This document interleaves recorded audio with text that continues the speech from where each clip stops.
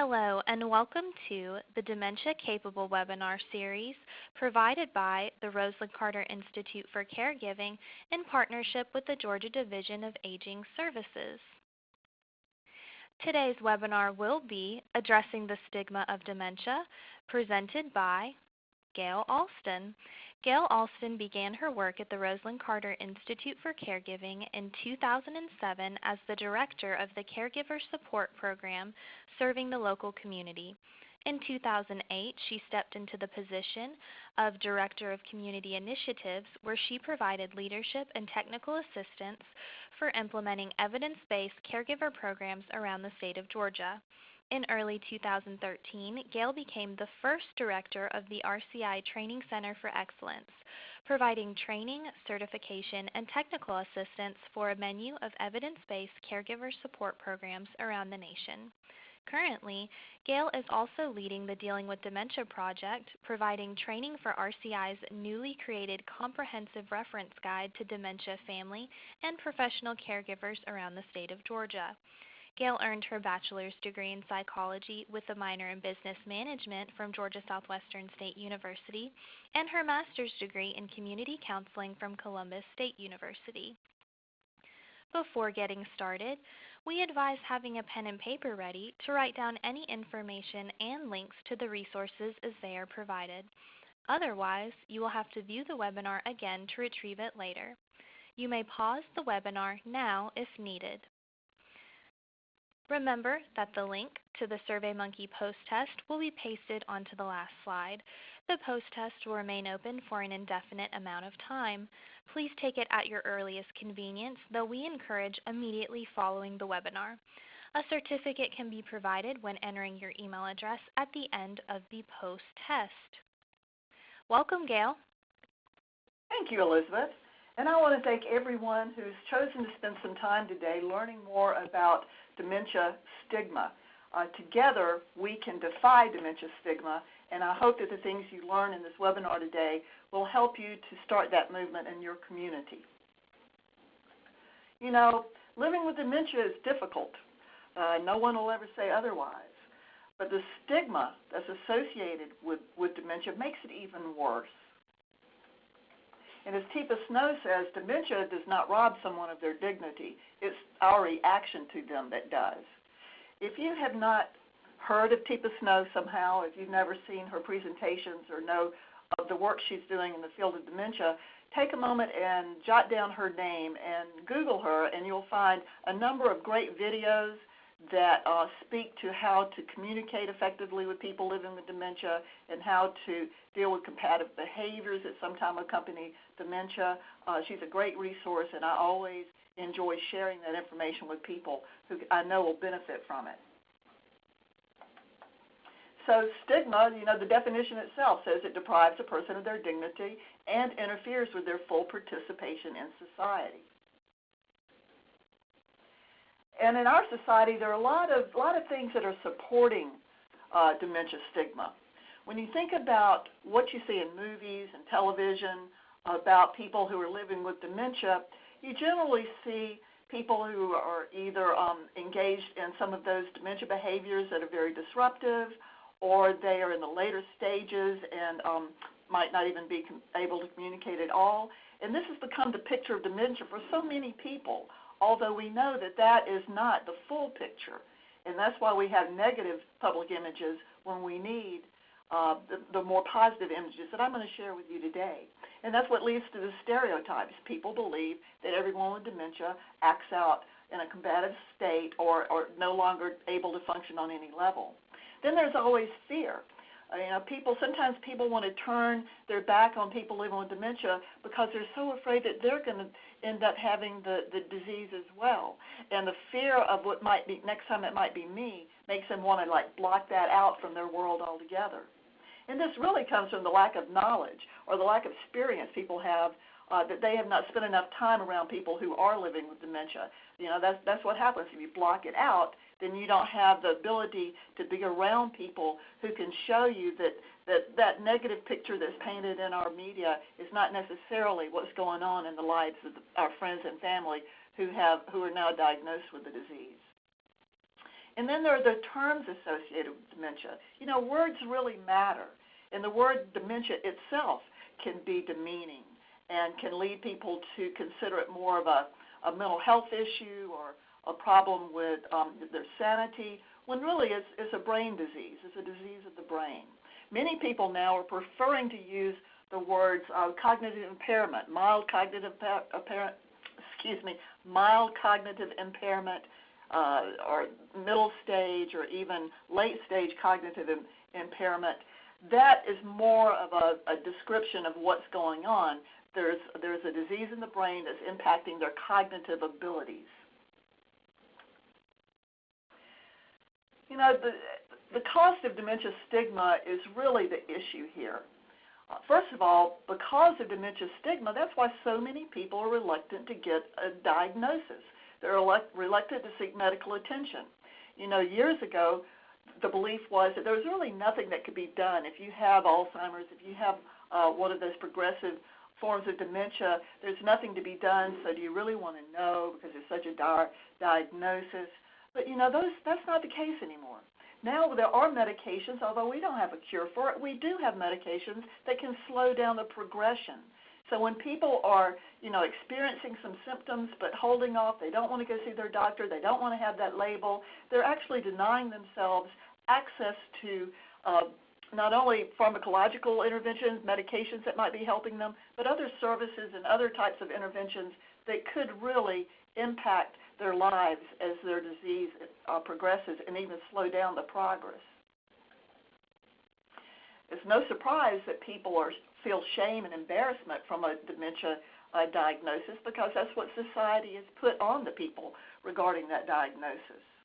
But what is there to be ashamed of? What is there to be embarrassed about? Would you be ashamed if you had the flu? Would you be ashamed if you had an injury from a car accident? You know, unless you were drinking.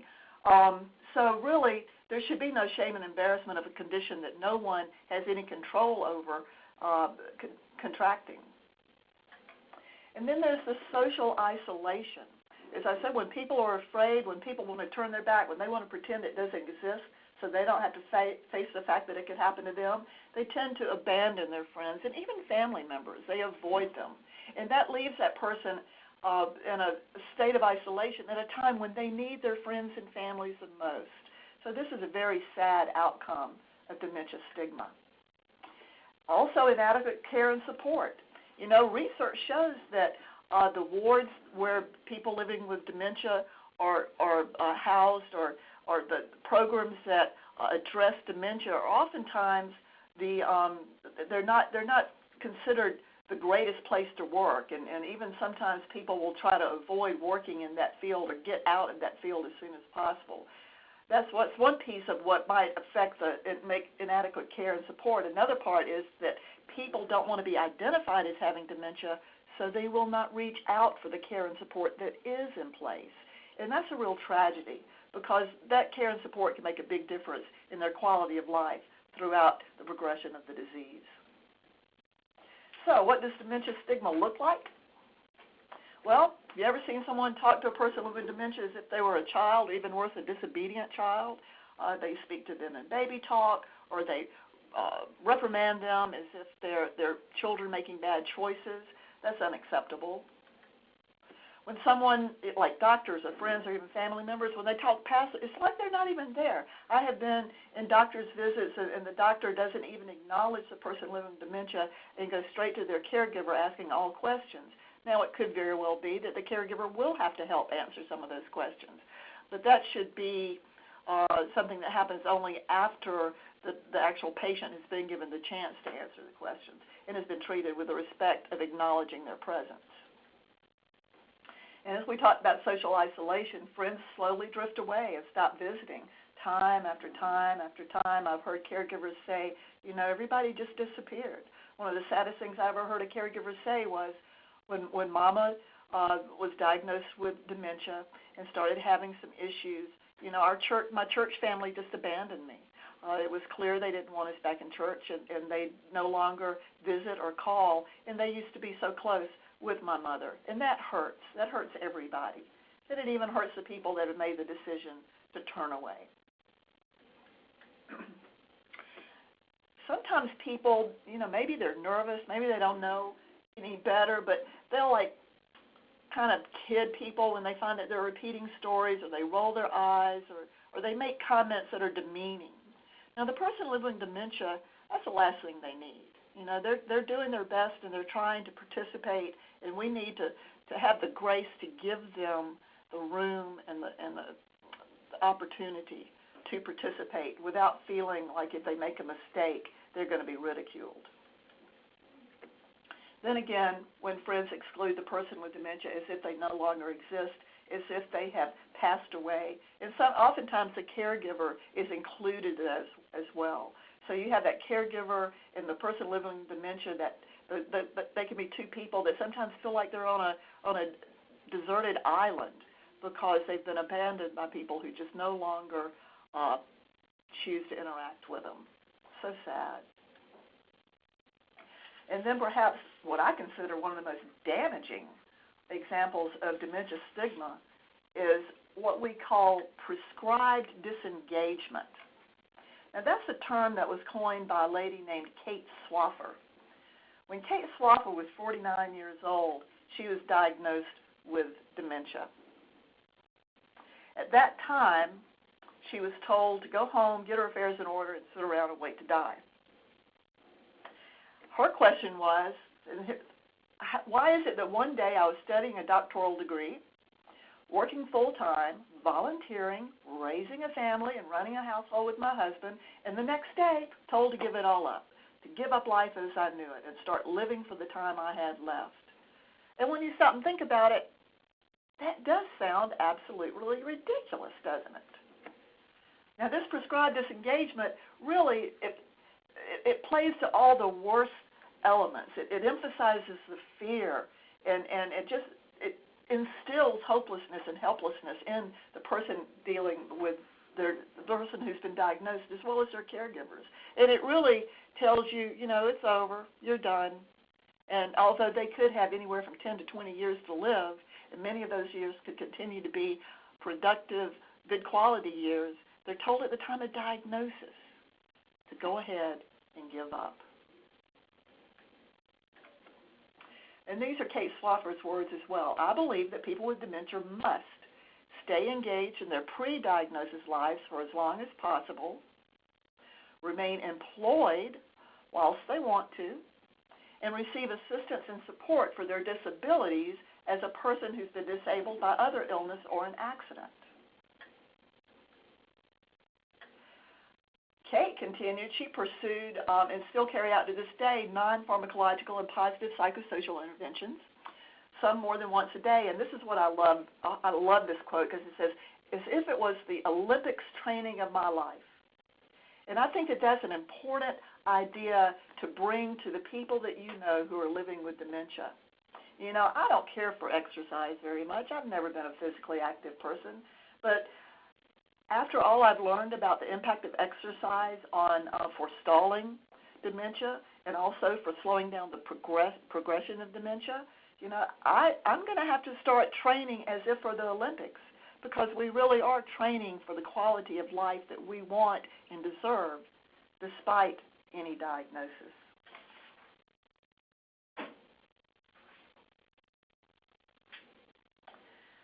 I also want to share with you that in 2014, this was about 8 years after her diagnosis, Kate formed the Dementia International Alliance, and she continues to work on her PhD.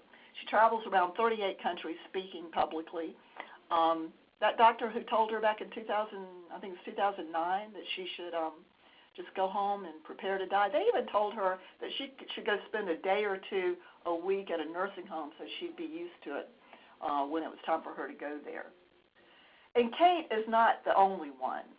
There are hundreds of these kind of stories on the internet. People who received the diagnosis were told to go home and get ready to die, and they said, no, I'm not done yet.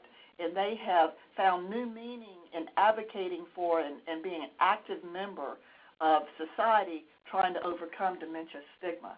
So this is my favorite saying. Now is not the time to give up. Now is the time to rev up.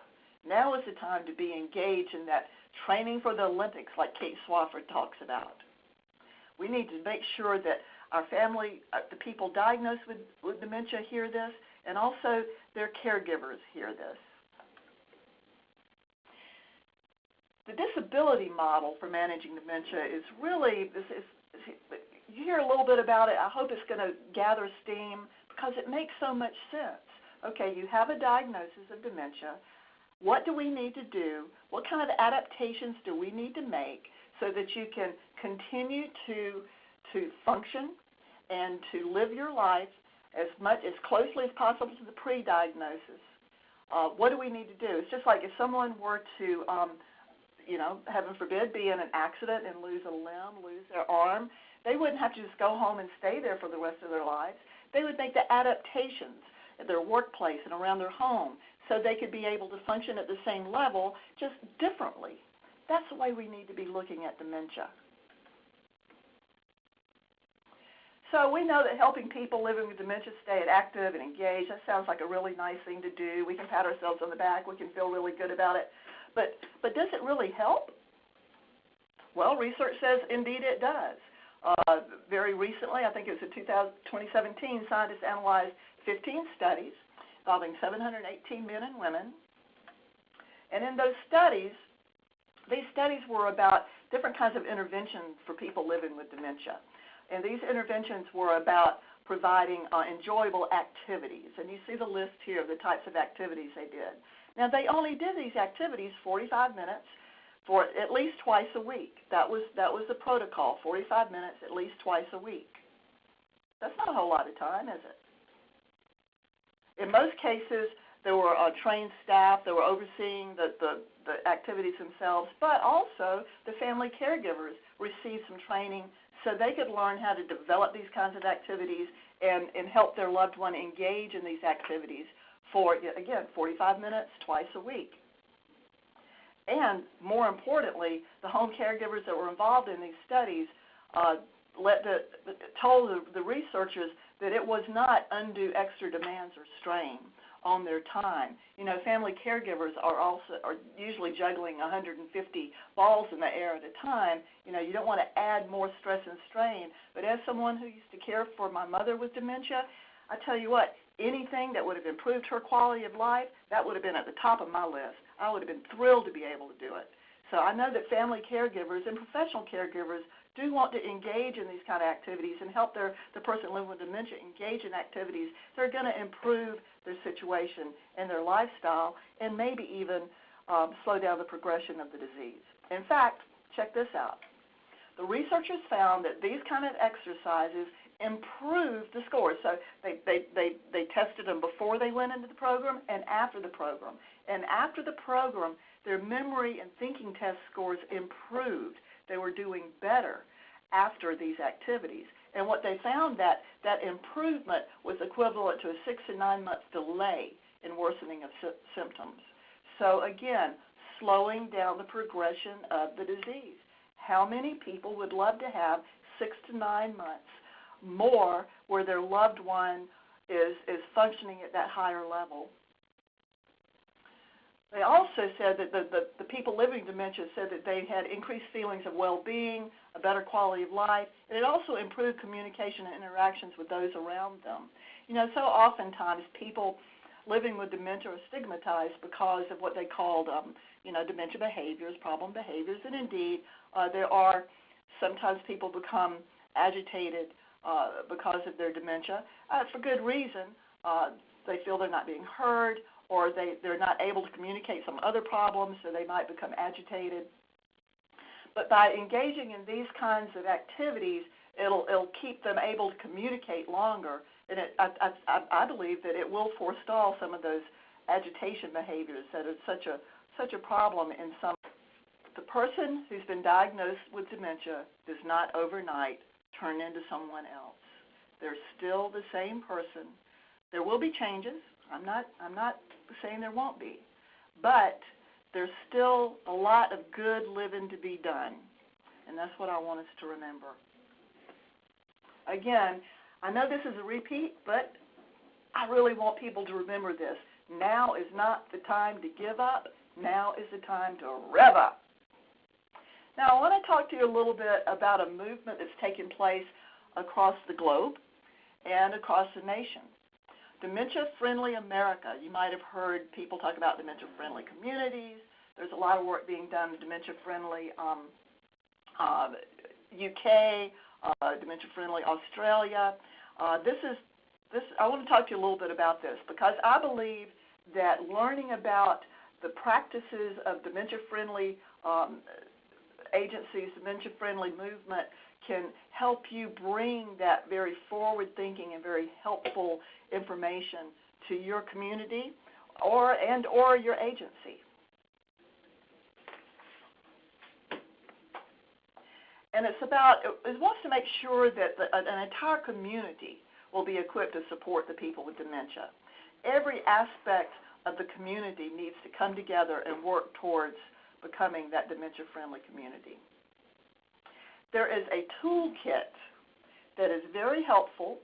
Go to dfamerica.org/toolkit/, and I'm just going to go over it briefly, but that's where they have a lot. You can dig down and find out all sorts of information about how you can bring this movement to your community. I'm just going to go over a little bit of it. There are basically 4 phases: convene, engage, analyze, act. You want to start by, now if you're thinking about doing this in your agency or in your community, just think about who are the leaders, who are the people that have a good understanding of dementia. And, there's going to be a lot of people who are living with dementia in their family right now, or they've had that experience before, and it's going to be near and dear to their heart. Those are the people you want to bring together because they already have a vested interest in doing something helpful for people living with dementia and their caregivers. The next step is to engage those people to kind of assess what's going on. What are our strengths? What are our needs? What do we need to do to become that dementia-friendly agency or community? You're going to analyze that, determine the stakeholders, and then you're going to set some community goals. Along with those goals, you'll act on those goals later, but you want to make sure that your goals are quantifiable. It's very, very important to be able to measure your progress because people like to be able to pat themselves on the back by making progress. And the only way you can really measure progress is if you have quantifiable goals. So that is an important thing to do. So does that sound like a lot of work? Yeah, it is. Sound like it takes time? It does. According to that website, they said you can expect to spend anywhere from 6 months to 18 months going through those 4 steps of developing your dementia-friendly community. But will it be worth it? Well, you tell me. Look around. If you were to be diagnosed with dementia tomorrow, is your community such that you would feel welcomed and included? Do you know where you would need to go? Do you know what kind of services are out there? Do you feel like you would not want to hide, but you would feel comfortable letting people know? If not, then it'll be worth it. Love this particular graphic here. I'm just going to spend a little time going through this because it emphasizes how many different pieces we need to get involved, which seems kind of overwhelming, but essentially is needed, and I can promise you that there's people in each of these segments that have been touched by it. From going to the bank, dementia-aware and responsive banking practices, to your transportation, understanding and support of neighbors and community members. There's a lot of education going to have to go on here, a lot of buy-in, your government certainly, and certainly your emergency planning and first response people. We need to make sure that they know what to do. Oftentimes, they come into a scene when, there's a lot of drama going on. If they don't know how to communicate effectively with that person with dementia, then a bad situation could get so much worse so quickly. So that's a very key area. We want to maximize independent living. We need businesses can sign up and say, now how can I make my business more dementia friendly? Different businesses will need to do different things. They need that guidance in knowing what to do. Health and long-term care we need it in place that's going to be dementia savvy and dementia friendly. This graphic came from that Dementia Friendly America site. I'm going to give you that link again before the end of this presentation. Here is another very valuable resource. The name of it's kind of long. I don't know if you can jot all that down, but if you just Google Wisconsin Dementia Friendly Toolkit, this is a wonderful brochure. It's kind of long, but it's got so much information on there to help you know how to get started. And again, you can apply it to a community, or you can apply it to your agency. Meanwhile, that's a lot of work to do, and that's going to take some time. But while you're getting that up and running, you need to think about, what can I do? And the first thing we need to do is educate ourselves. Think about your own reaction when you're interacting with people living with dementia. You might need to learn some new skills yourself. I mean, it's nothing that makes you a bad person, just makes your person needs to do a little bit of research and learn it a different way. You know what they say, when we know better, we do better. So the first step is to educate yourself about the disease, about the progression, and then about the latest medicines and the latest non-pharmacological interventions, programs that are helpful. What's making a difference in the lives of people living with dementia? And then once you feel like you have a grasp of that, you need to educate others, starting with your staff. When you have a chance to talk to your friends, if you hear your friends saying disparaging things about someone with dementia, or saying, oh, you know, Jack's been diagnosed, so, you know, I'm really going to miss him. Well, what do you mean? He's still here. He's still going to be here. You know, you can step in and help your friends know how to do better as well. And then all of your circle of influence, from colleagues at work to different to your church, to organizations in the community. Never miss an opportunity to educate people about the true dementia experience, and not let them continue to live with the delusion that all people living with dementia are in those last stages and difficult to manage. Another thing to be thinking about is include people living with dementia. Each step of the way. If you're going to go through and I hope you do, if you do go through that dementia-friendly community process, you want people living with dementia involved in each one of those steps. You need their input, because they're viewing it through lenses that you're not viewing it through, and they can shine a light on things that you would miss. That's just the nature of the way it is. You know, I'm borrowing a line here at the bottom from the Disability Network. Nothing about them without them. Nothing about us without us. Decisions should not be made about how people living with dementia should be treated without people living with dementia being part of that process. Makes sense, right? And don't make assumptions about their ability. You might say, well, I know some people living with dementia, but I just don't know if they're really up to it, or I don't know how they would participate. You know, once again, you have to give people room. You have to give them opportunities and show the good grace of giving the room to be who they are and express themselves. Might take them a little bit longer. They might go off, they might not stick to the subject all the time, but so what? Lots of us do that. That's nothing new. So don't make assumptions about their ability. See the person. See the person, not the dementia. And focus on what is instead of what is not. And this is a great thing to share with caregivers as well. So many times we get caught up in the grieving and the mourning of what is not anymore. It's easy to do. That's a human thing to do. But really, in order to be able to continue having the quality of life that both the person living with dementia and the caregiver need and deserve, need to be focusing on what is. And how do we capitalize on that? I'm still me. Don't forget that. You can declare a stigma-free zone. Your workplace should be a stigma-free zone where awareness and understanding and acceptance are the norm. Identify where people living with dementia may interact with your agency and your staff. This is going to tell you where your opportunities are to make some changes that will make your agency more dementia-friendly and more effective in serving people living with dementia. You need to train your staff in recognizing dementia so that they might know, because once you recognize it, then you can just kind of go into the next thing, which is skills in communicating with and supporting people living with dementia. Those kind of go hand in hand. Once you realize, oh, this person might be experiencing dementia, might have a dementia diagnosis, let me make sure that, see how this girl is? Make sure that I'm in her line of vision, that I'm not like standing over them, I'm not making them feel threatened in any way. And look how she's looking at this woman like, whatever you're saying is the most important thing in the world.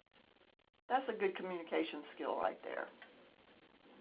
I want you to Google this, Customer-Facing Staff Dementia Guide. This is for your staff who may be interacting with people living with dementia. This is a great guide. It's created in the UK. It's not an American-made one, but it's still very pertinent and has a lot of great information.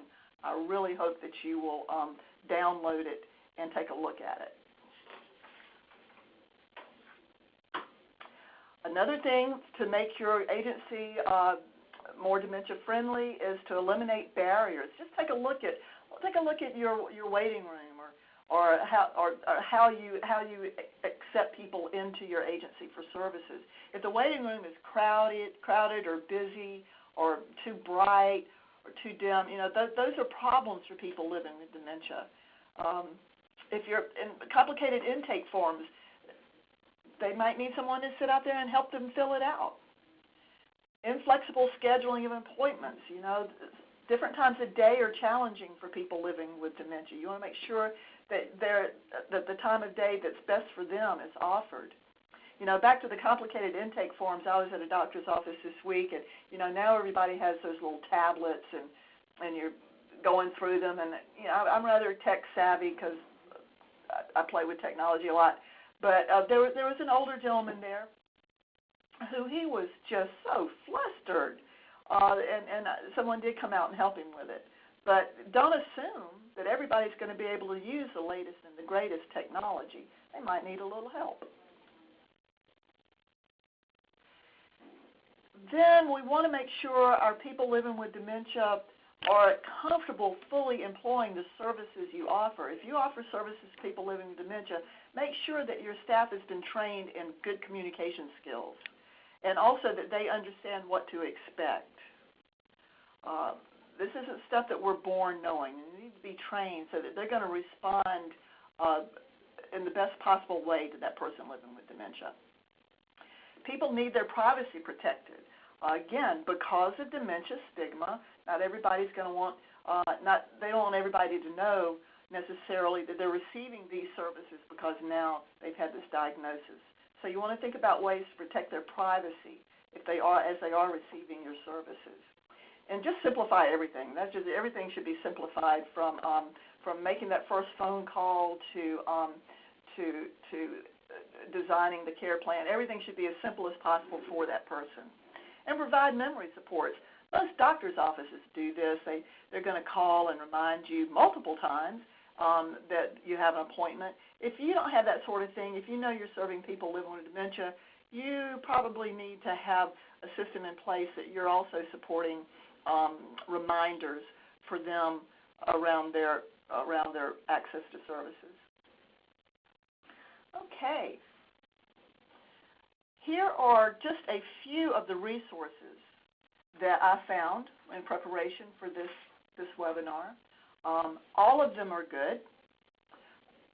You might have to navigate around, spend some time in each one of them, but I think that you don't have to reinvent the wheel. There's information on all of these sites that can help you learn about overcoming dementia, the stigma of dementia, by developing dementia-friendly activities, processes, agencies, communities, whatever dementia-friendly entity you want to create.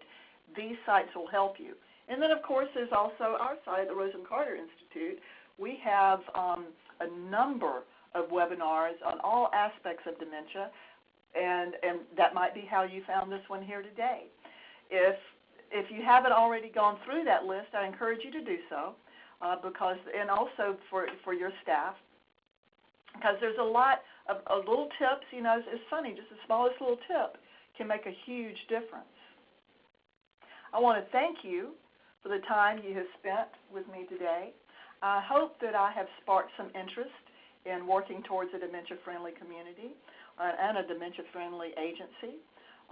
I believe that we are on the cusp of a new day dawning in terms of how people living with dementia are respected and treated, and how we can all work together to ensure that their quality of life is good, that as long as they have respect, as long as they have purpose and are able to engage in activities they find purposeful, and as long as they stay connected socially with their peers and with their loved ones, their lives can be very meaningful.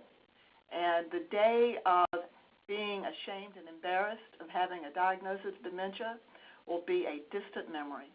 I thank you for your help in achieving this dream. Thank you. Thank you so much, Gail. It was such a pleasure. Remember to the viewers that the link to the SurveyMonkey post-test is pasted on this last slide. Please take it at your earliest convenience.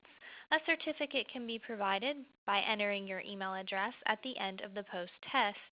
Please remember to view the other webinars in the Dementia Capable webinar series provided by the Rosalind Carter Institute for Caregiving in partnership with the Georgia Division of Aging Services. Thank you, and we hope you'll join us again.